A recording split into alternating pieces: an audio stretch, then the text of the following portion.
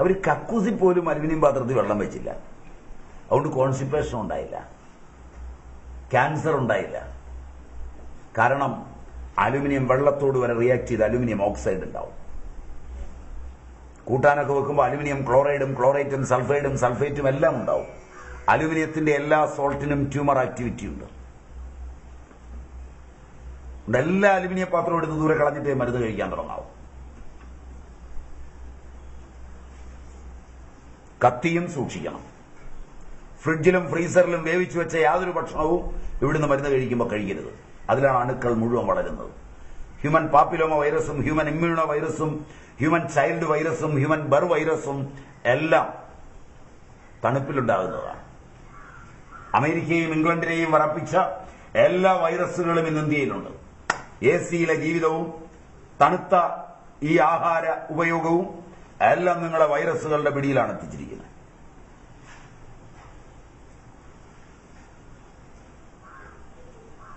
Microwave ഓവനിൽ പാചകം ചെയ്യുമ്പോൾ ഒരു വൈറസും ചാവില്ല.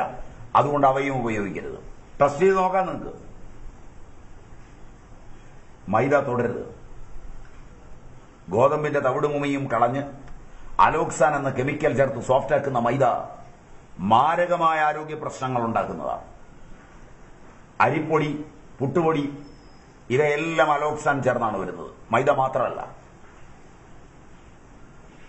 ബീറ്റ കോശങ്ങളെ ബാധിക്കുന്നതും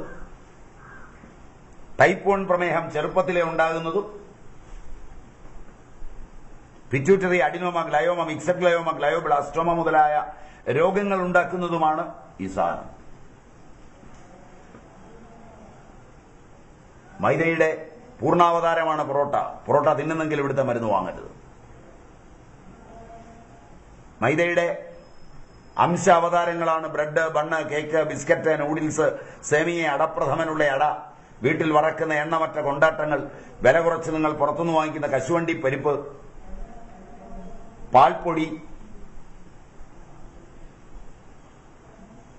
വില കുറച്ച് 30 രൂപയ്ക്ക് വാങ്ങുന്ന അടിയന്തരത്തിനും കല്യാണത്തിനും ഉപയോഗിക്കുന്ന ബിരിയാണി റൈസ്,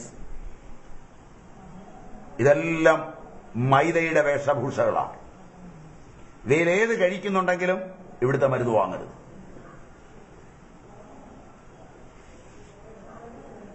എന്താ സംശയിച്ചു നോക്കുന്നത്? കശുവണ്ടി പരിപ്പെന്ന് പറഞ്ഞുകൊണ്ടാ അച്ഛനകത്തുണ്ടാക്കുന്നതാ. ബിരിയാണി റൈസ് അച്ഛനകത്തുണ്ടാക്കുന്നതാ. വെള്ളത്തിലേക്ക് ഇട്ടാൽ നീളും. അല്ലാതെ ഒറിജിനൽ ബസുമതിക്ക് എവിടെയെങ്കിലും പരസ്യം വേണോ? സിനിമാ നടന്മാരുടെ പരസ്യം വേണോ ഒറിജിനൽ ബസുമതിക്ക്? ഇത് കഴിക്കൂ, ഇത് കഴിച്ചാലാണ് നിങ്ങൾ കുളവാകുന്നത്, നിങ്ങളുടെ പിള്ളേര് നശിക്കുന്നത്. അങ്ങനെ വേണം ഇവിടുത്തെ ജനസംഖ്യ കുറയ്ക്കാൻ.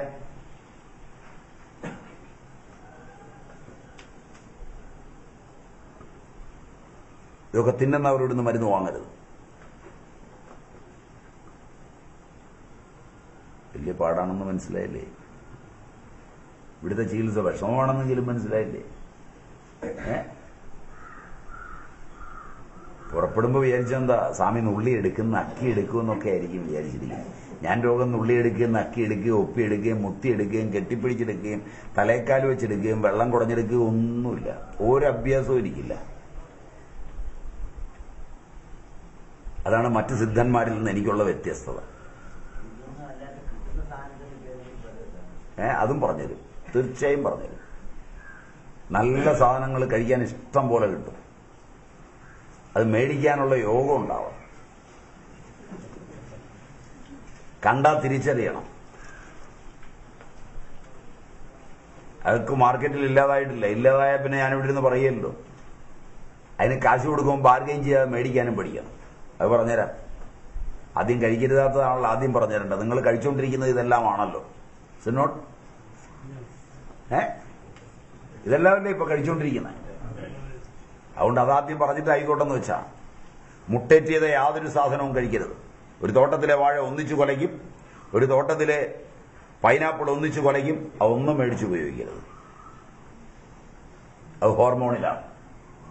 27 ദിവസം കൊണ്ടാണ് ഒരു കോഴി പൂർണ്ണ വളർച്ചയെത്തുന്നത്. 2 കൊല്ലം എടുക്കും ന്യായമായി ഒരു കോഴിക്കുഞ്ഞിനെ വളർത്തിയാൽ. ഹോർമോൺ, കോൺട്രാസെപ്റ്റീവ് ഹോർമോണുകളിൽ ട്രീറ്റ് ചെയ്താണ് ബ്രോയിലർ ചിക്കൻ വികസിപ്പിക്കുന്നത്, ബ്രോയിലർ മുയൽ വികസിപ്പിക്കുന്നത്, ബ്രോയിലർ താറാവിനെ വികസിപ്പിക്കുന്നത്. 27-ാം ദിവസം തിന്നാൻ തുടങ്ങാം. 40 ദിവസം വരെ തിന്നാം. 40-ാം ദിവസം അതിന് വാർദ്ധക്യമാവും, വേവില്ല, നാരാവും. 48 വരെ അത് ജീവിച്ചാൽ ഹൃദയം പൊട്ടിയേ ചാവും. ഹൃദയത്തിന് ഇന്ന് വരുന്ന ബ്ലോക്കിൽ നല്ലൊരു ശതമാനം ചിക്കോയിലിൽ നിന്നാണ്. അമേരിക്കയിലും ഇംഗ്ലണ്ടിലും കോഴിയെ കെട്ടിത്തൂക്കിയിട്ട് അതിന്റെ എല്ലാം പറിച്ചു കളഞ്ഞ് ഒരു പ്രത്യേക ആവേഗത്തിൽ കറക്കി ചിക്കോയിൽ മാറ്റിയിട്ടാണ് വിൽപ്പനയ്ക്ക് വരുന്നത്. നിങ്ങളുടെ നാട്ടിൽ അതുമല്ല.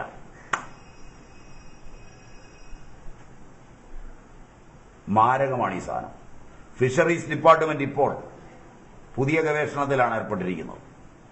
ഒമേഗ 3 ഓയിൽ ചിക്കൻ വഴി നിങ്ങളിൽ എത്തിക്കുന്നതിന് വേണ്ടി കോഴിക്ക് മത്തി തീറ്റയായി കൊടുത്ത് മത്തിയിലെ ഒമേഗ 3 ഓയിൽ കോഴിയിൽ കയറ്റിയിട്ട് പുതിയ പരീക്ഷണം വരാൻ പോവുകയാണ്. അത് തിന്നുന്നതോടെ നിങ്ങൾ പൂർണ്ണമായും ചത്തിരിക്കും.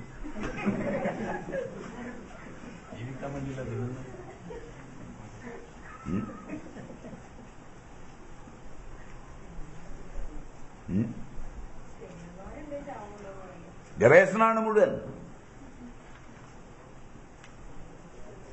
നിങ്ങളുടെ ആധുനിക മരുന്നുകൾ ഉൾപ്പെടെ 5 കൊല്ലത്തിൽ കൂടുതൽ ആയുസില്ലെന്ന് ഓർക്കണം. അതാണ് ശാസ്ത്രമാണെന്ന് പറഞ്ഞ് നിങ്ങൾ ചുമക്കുന്നത്. 5000 കൊല്ലം മുമ്പ് ഒരു മഞ്ഞപ്പിത്തത്തിന് ഒരു കീഴാർനെല്ലി കൊടുത്താൽ കുറയുമെങ്കിൽ ചരകൻ അന്ന് കൊടുത്താൽ അല്ലെങ്കിൽ സുശ്രുതൻ അന്ന് കൊടുത്ത അതേ മരുന്ന് ഇന്ന് കൊടുത്താലും മാറും. അത് ശാസ്ത്രമല്ല, അന്ധവിശ്വാസം. മനസ്സിലായില്ല? ഇന്നലെ രാത്രി ഒരുത്തൻ കണ്ടുപിടിച്ച് 30 കോടി രൂപയുടെ കച്ചവടവും നടത്തിയ സാധനം 3-ാം കൊല്ലം വളരെ അപകടകരമാണെന്നും ഒരുപാട് ബ്രെയിനെ ബാധിച്ചുവെന്നും ഒരുപാട് കുട്ടികളുടെ ജീവിതം നശിപ്പിച്ചുവെന്നും പറഞ്ഞാൽ അത് ശാസ്ത്രം. എത്ര വികലമാണ് നിങ്ങളുടെ ശാസ്ത്രം! ഇതിനെ ചുമന്നു കിടക്കുന്ന നിങ്ങളും നിങ്ങളുടെ മാധ്യമങ്ങളും നിങ്ങളുടെ ഭരണാധികാരികളും എന്ന് ഗുണം പിടിക്കും?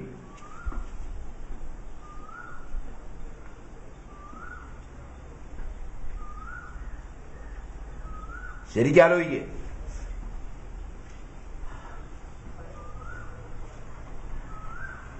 എന്നിട്ട് തീരുമാനം എടുക്കുക. വലിയ ശാസ്ത്രം ചുമന്നല്ലേ പോകുന്നത്? ശാസ്ത്രീയമായ ചികിത്സ.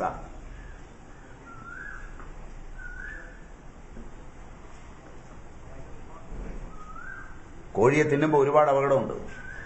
അതിന്റെ കോശങ്ങളുടെ വർധനവ് വാർദ്ധക്യത്തിലേക്ക് കൊണ്ടുപോകുന്ന ക്ഷണനേരത്തിലാണ്. 2 കൊല്ലം യൗവനമെടുക്കാൻ പ്രായമാകുന്ന കോഴി, ഒരുപാട് കൊല്ലങ്ങൾ ജീവിക്കുന്ന കോഴി കേവലം 48 ദിവസം മാത്രം ജീവിക്കുകയും 27 ദിവസം കൊണ്ട് പൂർണ്ണവളർച്ച എത്തുകയും ചെയ്യുന്നുവെങ്കിൽ അതിനകത്ത് പൂർണ്ണവളർച്ച എത്താൻ ചേറ്റിയിരിക്കുന്ന ഹോർമോൺ നിങ്ങളുടെ കുട്ടികൾ കഴിച്ചാൽ, ഗർഭിണികൾ കഴിച്ചാൽ എന്ത് സംഭവിക്കും? ആ ഹോർമോൺ എവിടെ പ്രവർത്തിക്കും? 1960കളിൽ കേരളത്തിലെ പെണ്ണുങ്ങൾ 18, 19, 20 വയസ്സിൽ ആദ്യത്തെ മെൻസസ് കാണിച്ചു. അന്ന് കോടതി 18 വയസ്സ് പ്രായപൂർത്തി പറഞ്ഞു. ശാസ്ത്രം രംഗപ്രവേശം ചെയ്തപ്പോൾ 1980ൽ ആഹാരത്തിന്റെ രീതി മാറിയപ്പോൾ 14 വയസ്സിൽ സ്ത്രീകൾ മെൻസസായി. അതിനനുസരിച്ച് ആയുർദൈർഘ്യവും കുറഞ്ഞു എന്ന് മനസ്സിലാക്കണം. ആയുർദൈർഘ്യം ശാസ്ത്രീയമായി കൂടുകയല്ല. 20 വയസ്സിൽ മെൻസസ് ആയപ്പോൾ 120 വയസ്സുവരെ ജീവിച്ച സ്ത്രീകൾ 14 വയസ്സിലേക്ക് കുറഞ്ഞപ്പോൾ 84 വയസ്സിലേക്ക് ആയുർദൈർഘ്യം താന്നു. 1990 12, 13 വയസ്സായി. 2000 ആണ്ടിൽ 11, 12 വയസ്സായി. 2010 ഡെക്കേഡിൽ 7.5 മുതൽ 10 വയസ്സുവരെ. അതിനനുസരിച്ച് വാർദ്ധക്യം നേരത്തെ എത്തി. 7 വയസ്സിൽ മകള് മെൻസസായി. 42ാമത്തെ വയസ്സിൽ അവൾക്ക് വാർദ്ധക്യമായതാണ് ക്യാൻസർ ആകുന്നത്. ക്യാൻസർ വാർദ്ധക്യമാണ്. ആരോഗ്യപരമായി വാർദ്ധക്യം മാത്രമാണ്, രോഗമല്ല. പിനിയൽ ഗ്രന്ഥിയുടെ പരിഹാരമില്ലാത്തൊരു പരിവർത്തനമാണ് എല്ലാ ക്യാൻസറും.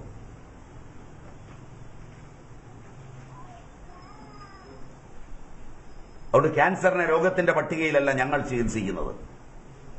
ഞങ്ങൾ വിശ്വസിക്കുന്ന ആയുർവേദത്തിന് മാത്രമേ അത് ചികിത്സിക്കാൻ ശാസ്ത്രമുള്ളൂ എന്നാണ്. കാരണം വാർദ്ധക്യത്തിന് ചികിത്സയുള്ളത് ആയുർവേദ ശാസ്ത്രശാഖയിൽ മാത്രമാണ്. ജെറാട്രിക്സ് ആധുനിക വൈദ്യശാസ്ത്രത്തിൽ ആവിർഭവിക്കുവാൻ പോകുന്നു മാത്രമേ ഉള്ളൂ. മറിച്ച് രസായനവും